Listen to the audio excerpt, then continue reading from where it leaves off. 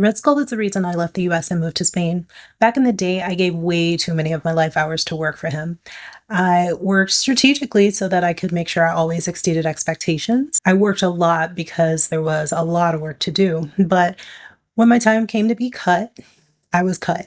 And when it happened, it was my time and I was absolutely exhausted. I'd waited 5 years for this day to come. There are usually cuts when he wants more stocks or he needs to make numbers look good. I guess that's how companies are run right now. Instead of enhancing products and services to improve their numbers, they cut staff. He also seems to like doing a product unveiling when he wants to drive up interest in the stock. Remember the Gen 2 Roadster? It was supposed to come out in, I think it was 2020, and now they're saying something like 2026 while showing off a robot bartender. I swear, he's the genesis of Terminator and the Matrix franchises realized. His robots and AI are for the Terminator part, and the Parasite class, they'll become the biofuel for the Matrix that'll run his robots. When I first started working for him, I thought he was a visionary. The company mission really aligned with my values. When the company mission changed, it aligned even more closely. How robots fit into that mission is far beyond me. He had me hooked for a very long time. I dismissed most negative news stories. I claimed they were biased. They didn't understand the mission. It took me a while to deprogram. Luckily, I deprogrammed before it was time for me to go. In the fall of 2017, that's the first time I saw cuts. One day I went into work. As usual, we had our morning team meeting, and by the end of the meeting, our store leader, he advised us that some of our team was no longer a part of our team. It was kind of like a magical door had opened and they were just ushered right through it.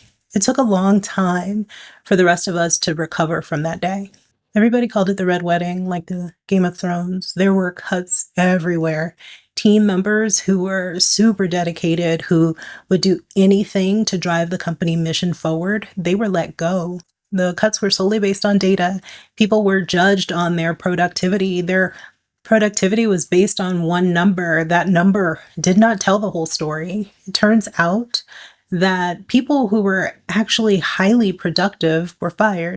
Due to non-disclosure agreements, I can't go into further detail. Realize that data can be read in different ways. It can tell multiple stories. It can be manipulated. It's kind of like using AI. If you ask AI a question in a certain way, you'll get an answer that will support the question that you're asking rather than the answer that is best suited to solve the problem. What helped us get past everything that happened was the Model 3 launch. It was really cool, the store that I worked at, because we got to see a lot of the cars before they appeared in public. We were one of the first stores to deliver the Model 3s as well. As with all the Tesla launches, the Model 3 had its own issues that everyone had to work through. This car was supposed to be the thing that drove Tesla into the big leagues, and it was. The problem at the time was that production wasn't hitting its targets. In the summer of 2018 is when there was a huge culture shift in the company. 9% of the company was laid off. It was mostly salary roles, but it was also when the solar product was pulled out of home improvement stores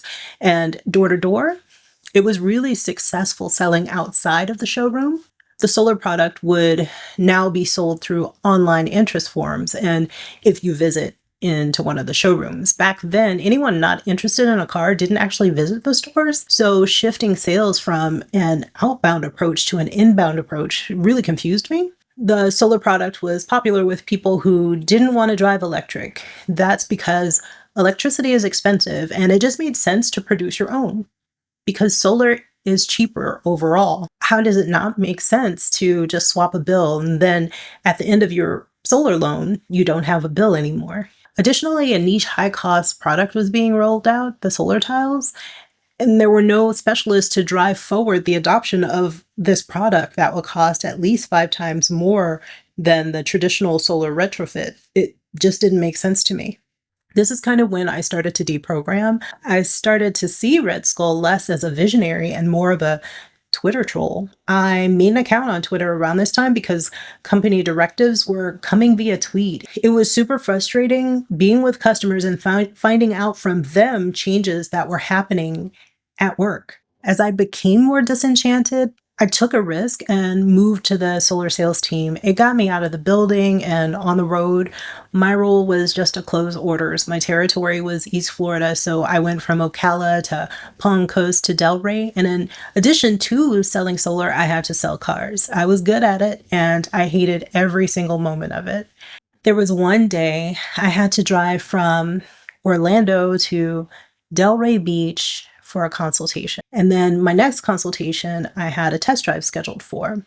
So I had to take one of the test drive cars. The drive down to Delray from Orlando was about 3 hours. And then I had to drive from Delray to Palm Coast, and that drive was almost 4 hours. I had to supercharge, I think, 3 times that day. I left home around 6 a.m. and didn't get back home until 11 p.m. I never knew whose house I'd end up in. And in a state like Florida, it's really important to know where you're going to end up. That fall, sales was directed to stop field consultations and to ramp up Model 3 deliveries. I was so happy. I found myself going to my old store every day, and through helping out that team doing the deliveries, I was offered a promotion a month later. And then shortly after that, the solar reps were absorbed into the vehicle sales team. With a simple tweet, he relayed some impending changes. In a blog post, the staff found out what the changes were. The sales team isn't needed to sell cars. Customers can place orders online now, and online is the only option to buy the cars. Stores are set to close. Additionally, new car pickups are only allowed to last for an hour maximum. The sales teams that were left behind, they were demoralized. I had moved on to leadership on the delivery team. We were stressed. Without the sales team doing what they do, customers were confused. Yeah, they had up to 1,000 miles or 7 days to return their car if they didn't like it, but the delivery team didn't grow, whereas the volume of work had just increased so significantly. What Red Skull didn't understand is that, yes, it takes less than a minute to order a car online, especially a car with so few options. Pick your model, pick your range, your interior, your wheels, if you're going to get full self-driving. But what about the rest? How would you pay for your car? Who will talk about the rest of the options for you? Is it cash, loan, lease? What if you're buying through your business? What if you're buying with your trust? How do we make sure you have everything you need for your appointment ready? If you got outside funding, what do you need to have so that your car can be released to you? What if you have a car for trade-in? Like, there's so many questions that the sales team went through before the car was ordered. I know the delivery team can take care of that. That's on top of ensuring vehicles arrive from factory and rescheduling customers when transporters are late, making sure your paperwork is correct for your delivery appointment, ensuring that your paperwork is signed correctly so that it can be registered on time, ensuring that you know how to drive your car because you never had a test drive because you ordered online, taking in your lease that expired and you're turning in. There's so many parts that weren't even considered. Moving sales online was kind of like that Thanos snap. Yes, it's easy to order cars online, but it's quite difficult to sell cars online. When Red Skull made this change, I knew that he had no idea what he was doing. This is when I started preparing for my exit from the company. I was promoted twice more before it was my time to go. I gave many more life hours, but my dedication was focused solely on the company mission. It was no longer about helping this person I once thought of as a visionary achieve his goals. With each of the scenarios that I mentioned, it was an attempt to streamline operations and make the company more profitable. That is, without improving processes. Each time, what ended up happening was spending on overtime increased.